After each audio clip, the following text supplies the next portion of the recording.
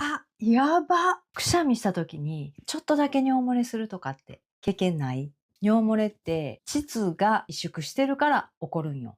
女性ホルモンが急激に低下していくことで、膣周りと壁一枚隔たった尿道の周りにも影響が出てくるらしい。くしゃみとかで尿漏れするんよねとか言うてほっとかんと、これからどんどんひどくなるかもしれんから、膣周りのケアと骨盤底筋の体操も合わせてやってみたらいいな。